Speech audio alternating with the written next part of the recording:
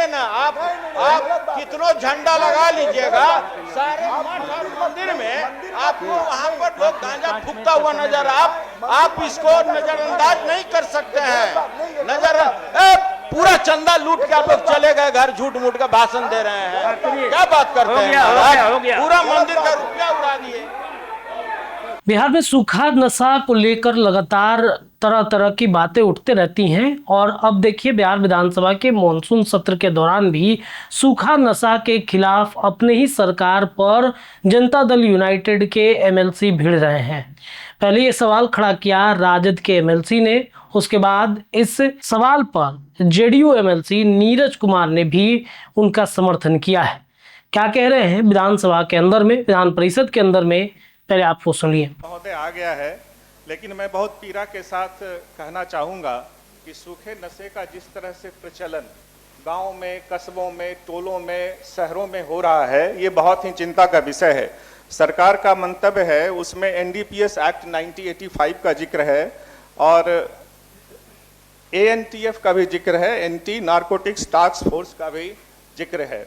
लेकिन महोदय मेरे ये कहना है कि ये सब कानून तो बने हुए हैं, उसके बावजूद भी सूखा नशा को हम रोक नहीं पा रहे हैं महोदय। अंग्रेजी में एक कहावत है, worry once head in the sand. उसका मतलब होता है कि non acknowledgement of a problem doesn't mean that everything is fine. ये सब कुछ ठीक चल रहा है, इसको एक्नॉलेज करने की जरूरत है महोदय। सरकार का इकबाल बहुत बड़ा होता है। मैं पक्ष विपक्ष की राजनीति के लिए यहाँ खड़ा नहीं हुआ हूँ। सरकार चाहेगी तो ये जो ड्रग कार्टेल है उसको सरकार कुछ ही दिनों में ध्वस्त कर सकती है। सरकार को इसको संज्ञान लेने की जरूरत है महोदय।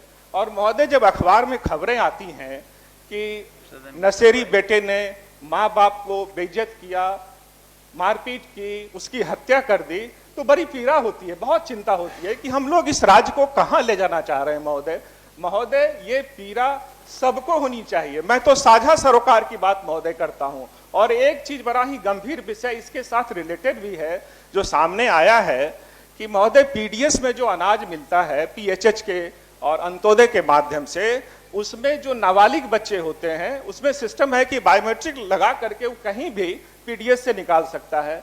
जब परिवार के लोग जाते हैं अनाज लेने के लिए तो पता चलता है कि वो बच्चा अनाज ले चुका है। तो महोदय इसको भी सरकार को ध्यान देना चाहिए कि 18 वर्ष से नीचे के बच्चे जो इस तरह से अपने परिवार के साथ और राज्य के साथ कर रहे हैं, उस पर संज्ञान लेने की महोदय जरूरत है। और महोदय मैं ये कहना चाहता हूं पीड़ा के साथ कि विपक्ष की भी कोई जरूरत अगर सरकार को है कि सरकार ऑल पार्टी मीटिंग कर ले, ऑल लेजिस्लेटर मीटिंग कर ले, इसमें कोई सुझाव हो तो निश्चित रूप से दें। हम लोग पक्ष विपक्ष के लिए यहाँ खड़े नहीं हैं। हम बिहार के भविष्य को बचाने के लिए, साझा सरोकार के लिए, साझी विरासत को बचाने का काम करें। और मैं इस सदन के माध्यम से आपका भी संरक्षण चाहता हूं, सदन के तमाम सदस्यों से अपील करता हूं। ये बड़ा ही गंभीर और पीड़ादायक विषय है, इसमें सब लोग मिलकर प्रयास करें महोदय, और ये बहुत जरूरी भी है और सरकार की चिंता इसमें कम लगती है महोदय। मैं नीरज जी, माननीय सदस्य ने जो चिंता व्यक्त किया वो बिल्कुल सही है। और अपराध का जब आप विश्लेषण करेंगे सभापति महोदय, तो 15 से 25 वर्ष का नौजवान सब अपराध कर रहा है और उसमें एक कारण सूखा नशा भी है।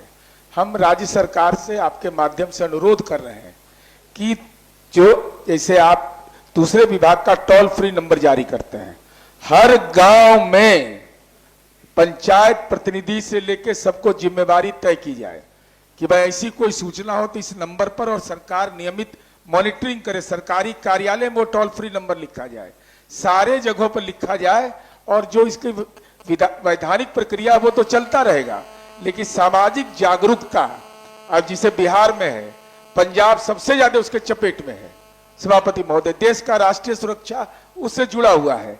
ऐसी स्थिति में एक बार अंतर्राष्ट्रीय चुनौती तो है ही, देश के लिए चुनौती, और बिहार में युवा पीढ़ी को अगर इससे बचाना है तो एक टोल फ्री नंबर जारी करिए, उसको मॉनिटरिंग सिस्टम उसका डेवलप करिए, और सख्त कार्रवाई जो आप करते हैं उसको और स्पीडी ट्रायल के माध्यम से पूरा करिए। मेरे द्वारा भी ध्यानाकर्षण लाया गया है महोदय, सिंपल हमारा इसमें आसन के माध्यम से सरकार से अनुरोध है कि आज पटना के अगल बगल में ही लगातार आप अखबार में देखिए महोदय कि ट्रक का ट्रक सिरप पकड़ाता है और कोई ऐसा मेडिसिन का दुकान नहीं है महोदय कि जहां कोई जाए और उसको कोरेक्स और ऑनरेक्स ना मिल जाए। हर एक दुकान में है।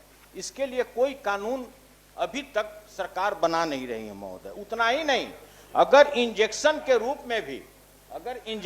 रूप में भी अगर डाइजेपाम और ब्रूफेनाफिल अगर जैसा टैबलेट अगर आपको चाहिए वो आपको आसानी से यहाँ उपलब्ध हो जाता है महोदय। उतना ही नहीं, इसके अलावे नाइट्रोसन 10 है, अल्फाजुलम है, जो भी लोग चाहता है सर बड़ा सुगमता से यहाँ पर है।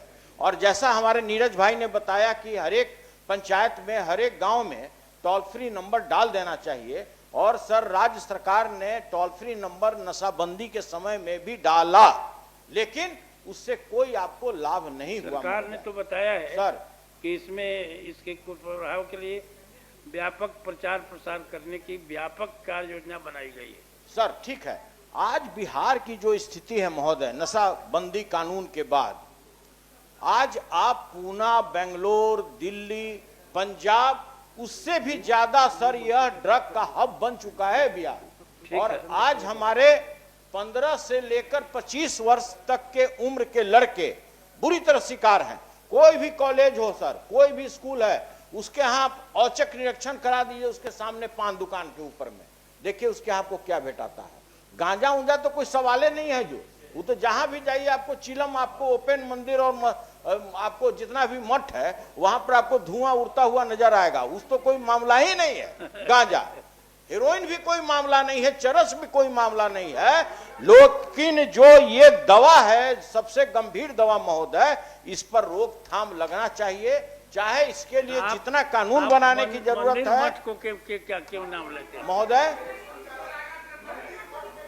मंदिर मठ में गांजा, अरे आप चलिए ना, आप कितनों झंडा लगा लीजिएगा, सारे मठ और मंदिर में आपको वहां पर लोग गांजा फूकता हुआ नजर, आप इसको नजरअंदाज नहीं कर सकते हैं। पूरा चंदा लूट के आप लोग चले गए घर, झूठ मूठ का भाषण दे रहे हैं, क्या बात करते हैं? हो गया। पूरा मंदिर का रुपया उड़ा दिए। हो गया। माननीय सदस्य, अभी श्रावणी मेला है ना महोदय, बोल रहे महोदय श्रावणी समय खत्म हो गया, बोल रहे हैं।